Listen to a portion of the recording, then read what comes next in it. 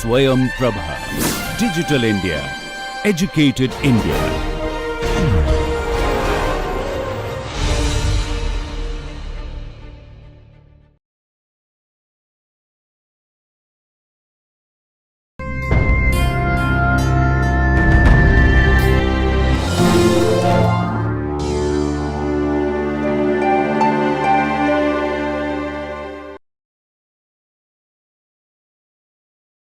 So that means what we can say, that probability that UIG is actually greater than UIH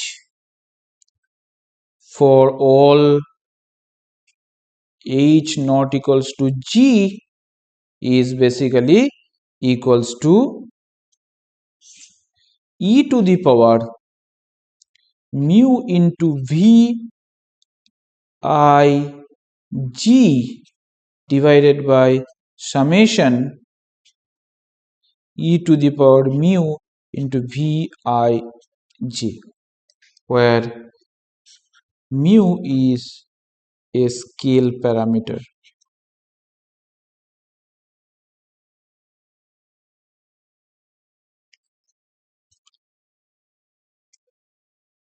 Okay, now this particular expression in econometric literature is known as multinomial or conditional logic model. Multinomial or conditional logic model. This is known as multinomial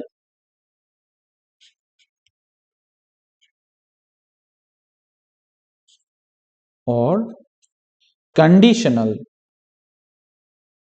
This is multinomial or conditional logic model.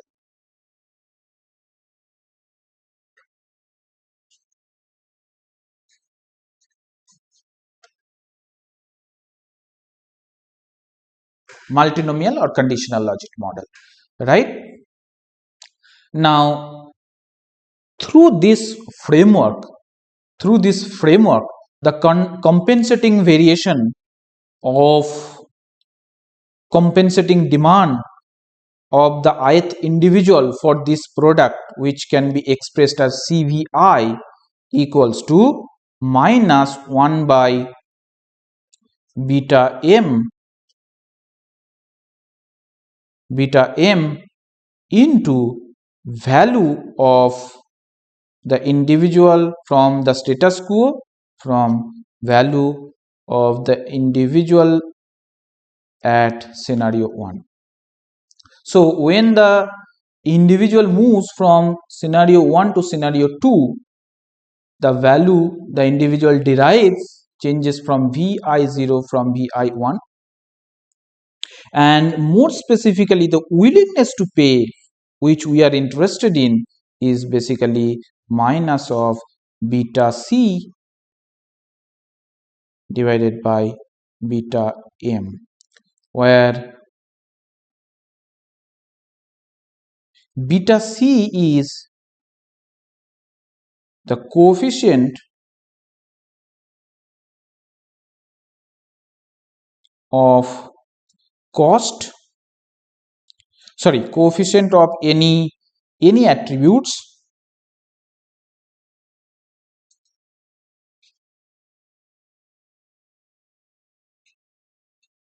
and beta m is marginal utility of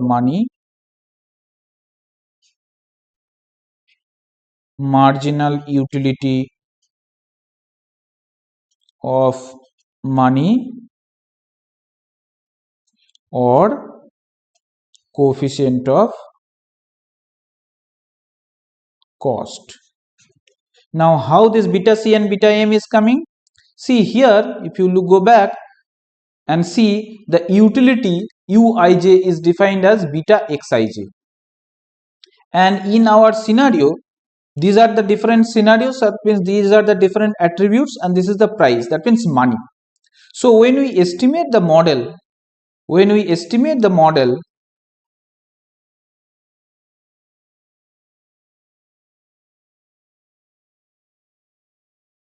since utility is linearly expressed as beta xij, where beta is x is different attributes, so that means what we will get, beta 1 xi1, beta 1 xi2, like that.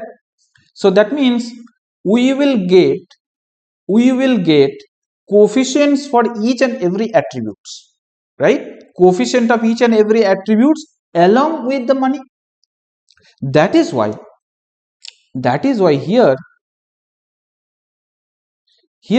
what we are saying, that beta c is the coefficient of any attribute and beta m is the coefficient of cost. So that means here in the scenario we have several attributes, right? Several attributes along with the price or money. This we can say that money.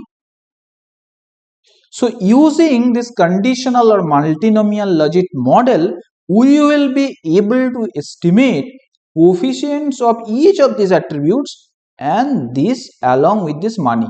This is basically denoted as beta m. So this is beta m, and all these area, water for irrigation, number of species, they are all known as beta c, coefficient of any attributes. The way we specify the utility is a linear function of all these attributes plus the random error term. So when we apply this econometric model, either multinomial or conditional, we will get estimates of beta c, estimates of beta m, and when you get estimates, you will get beta c hat and beta m hat. If you take a ratio of this, and negative of this is actually willingness to pay. Why this is negative? Because this coefficient of this will turn out to be negative, because more is the price, less the respondents is probable to take that option. Okay, so probability of selecting a particular option is inversely proportional to the price tag attached with this. Okay, price tag attached with this, that's why negative. So ultimately it will turn out to be positive. Now how to estimate this? I will separately discuss about this multinomial and conditional logic model, so that you can understand the econometric estimation. I will also share with you a particular data set. Now at this point of time, you need to understand only one thing: when it is called multinomial, when it is called conditional. Now we go back once again to the scenarios. Here, if we believe that whether the respondents will select status quo or scenario 1 or scenario 2, that basically depends on only the characteristics. That means only the choices. Then this model is called conditional logic model. So whether I will select this, that depend only on the level of the attributes. It has nothing to do with the respondent's socio-economic and demographic characteristics. So in my econometric model, I am not at all considering what is the income of the individual, what is the age of the individual, what is the education level of the individual, so on and so forth. So no individual specific characteristics are added here, only choice specific characteristics. So if we take scenario 1, that means jth option, then I will get this. Whether it is 40, 200, 10, 50 or 100, that will determine whether I will go for scenario or status quo scenario 1 or not. When the individual is thinking about the option 1, that means option age, individual will select based on what is the area, what is the water supply of water, what is the number of species, so on and so forth. Similarly for scenario 2. So that means this is a choice specific data, purely choice specific data. So I will say that conditional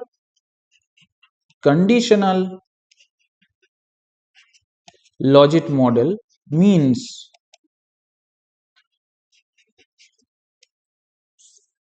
choice specific data.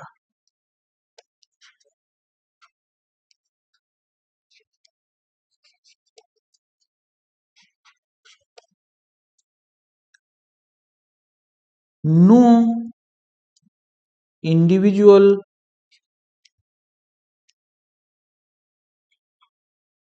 specific information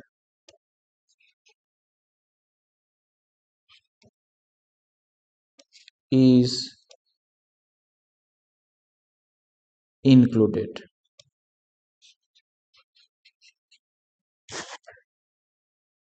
Okay, if it is multinomial,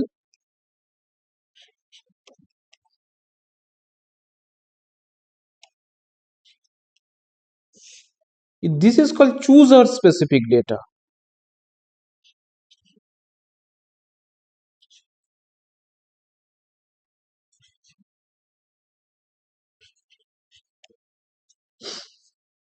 That means whether the individual will select scenario 1 or 2 or 3, whether the individual will select status quo or scenario 1 or scenario 2, that purely depends on the individual or the chooser's specific information like age of the respondent, income of the respondent, education of the respondent, gender of the respondent, so on and so forth. Okay, so this is called multinomial logit model, but it is more appropriate actually. It is more appropriate to include both the choice specific data and chooser specific data in the model for econometric estimation, because it is very simple also to understand whether the individual will select for status quo or scenario 1 or 2. That depends on the attributes as well as individual specific feature, individual specific information. So that is called a nested logit model.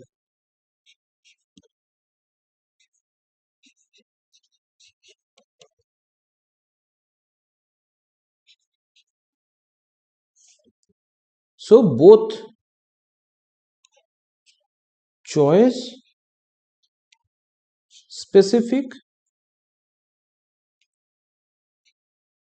and choosers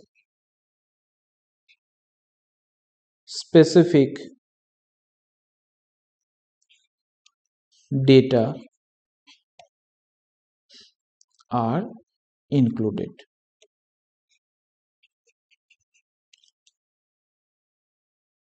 But many a times researchers, they do estimate this type of model using only conditional logit model. That means they feel that whether the individual will select model 1, model scenario 1, 2 or 3 purely depending on the choice specific features. Anyway, I will give you a separate lecture on these three econometric models so that you can understand the estimation purpose also. So this is all about choice experiment. Now the question is, we started our discussion saying that choice experiment was initially designed to overcome the major problems of contingent valuation method. The question is now then, how the choice experiment is able to overcome the problem. See, if you recall, we discussed in the context of contingent valuation method that contingent valuation method's main problems are two. One is the hypothetical bias and other one is the different type of biases. That means the strategic bias. Okay, strategic bias. So the hypothetical bias is purely related to the creation of hypothetical market. In the context of contingent valuation method, we are describing we are trying to create a market in which we may or may not be able to create it efficiently.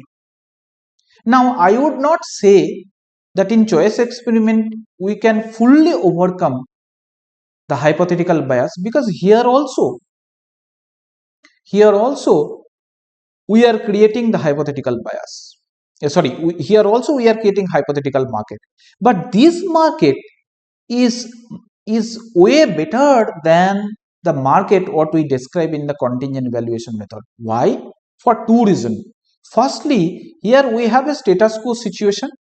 That means the respondents, they know already there is some existing product, and the other scenarios are based on are thought of an improvement over the status quo. Also, we have specifically mentioned the attribute levels for each and every attribute. So creation of market in choice experiment is much more convincing than the creation of market in contingent valuation method. That way we can say the severity of hypothetical bias is much lower, much less in choice experiment as compared to the contingent valuation method. Secondly, what was the second problem of contingent valuation method? Second problem was strategic bias, that means the warm glow effect or free riding. Since in contingent valuation method we are giving the respondent the freedom to quote their willingness to pay, they can overbid or underbid. They can overbid to uh, to uh, uh, to have a warm glow effect. So that means they can impress the interviewer by quoting a high value. Similarly, they can underbid also, fearing from actual payment, and then they try to free ride. So these type of problems arise in the context of contingent valuation method because we are asking the respondents to quote their price. But here in the context of choice experiment, we are not asking the respondents to quote their price. Rather, price is always attached. And they have to select only the scenario 1, 2 or 3. So that means we are not giving the respondents the freedom to overbid or underbid because the bid or the price is already attached with the scenarios. That way we can overcome the strategic bias, that means the warm glow effect and the free riding problem to a large extent in the context of choice experiment. So that is how we say that economists, they say that choice experiment is much better than the contingent valuation method. But in the world, nothing comes as a purely beneficial, right? So that means when we try to overcome the problems of contingent valuation method by designing a choice experiment model also comes with a major limitation. What is that? Contingent valuation method, the way we created the market, it was very easy for the respondent to understand. But here I am describing the product in terms of different attributes, and then it is very challenging for the researcher. How many attributes are you going to use to describe the product? There is no guide, no one is going to help you. You have to carefully think about optimal number of attributes. Similarly, no one is going to tell you what would be the level for each and every attributes.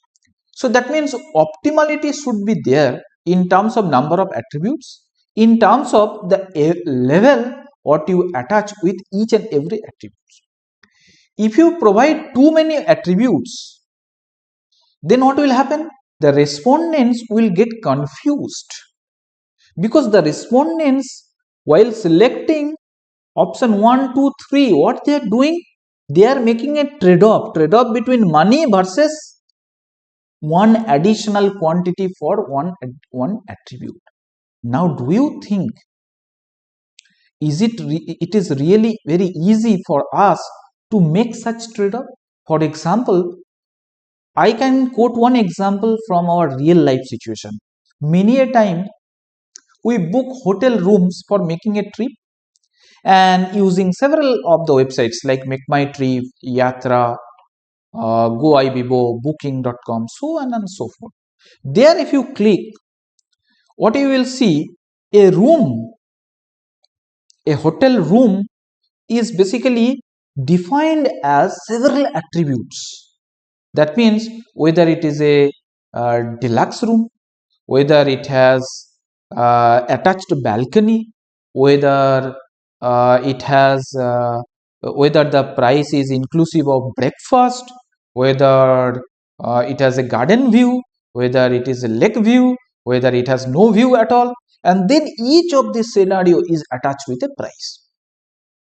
Now, when there are too many options, it is really hard for us to make such trade-off.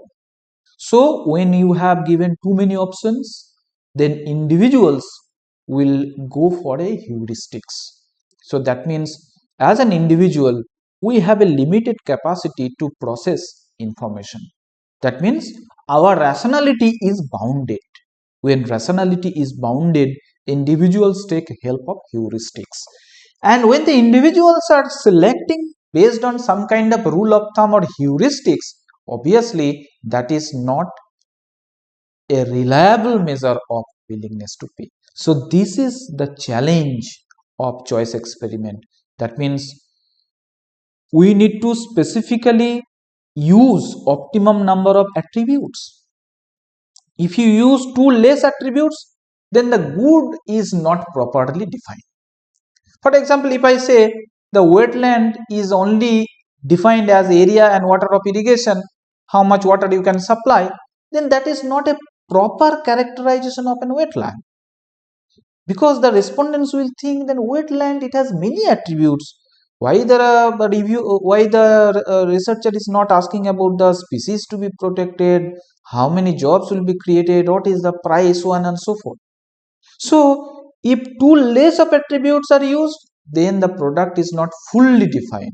If too many attributes are used, then the respondents will get confused. They cannot make a proper trade-off between money and any of the attributes. So that means this is the challenge in choice experiment, that in the process of overcoming the problems of contingent valuation method, yes, we understand that contingent valuation method suffers from hypothetical bias and strategic bias, but it is very simple for the respondents, particularly if you go for that closed-ended referendum. We are simply asking, we are defining a scenario and we are asking the respondent, would you like to pay 50, 100 or 150, which is very simple for the respondent to understand, and they will say yes or no. But it suffers from hypothetical bias. We may not be able to create the market efficiently. It suffers from strategic bias in the form of warm glow or free riding. That means the respondents may overbid to impress the interviewer, they may underbid to enjoy the free riding. Now these problems are solved to a larger extent, because as you can see very well, the creation of market is much more convincing because it is more specific. The product is defined in terms of several attributes, and then for each and every attribute we have several values, and based on that we have created several scenarios. So hypothetical bias, I would not say totally reduced, but reduced to a larger extent. Then secondly, the problem of that strategic bias is reduced to a large extent because we are not giving the freedom to the respondent to quote their price. That means to go for overbid or underbid, because price is already attached here, right? So that is how choice experiment can actually solve the problems of this. And econometric estimation basically requires whether you include only the choice specific data, that means what is the area, what is the water for irrigation, what is the number of species, so on and so forth, or you include the individual specific data also in the model. And I will give you a a special lecture on the econometrics of the choice experiment, particularly the conditional and multinomial logic model, so that you can understand the estimation also. Of course, that example what I will be discussing not exactly in the context of wetland valuation of wetland, that is a different context, but doesn't matter. If we understand how to apply and estimate a model using a data, then you can apply the technique in elsewhere. There is absolutely no problem in that. So with this, we are closing our discussion on stated preference approach. Firstly, we discussed about contingent valuation method, its problems, and then we have also discussed with the difference between explain the reasons for huge difference between willingness to pay and accept. And then today we discussed about the choice experiment, how it has overcome the problem with an example, and we have also discussed the econometrics of this. In our next lecture, we will move on from stated preference approach to the reveal preference approach. That means instead of creating the market hypothetically, we will try to estimate the individual's preferences for environment through a related market. And if you recall, there are two such methods under reveal preference approach: hedonic pricing and travel cost method. So we will discuss those two methods in our next session. Thank you.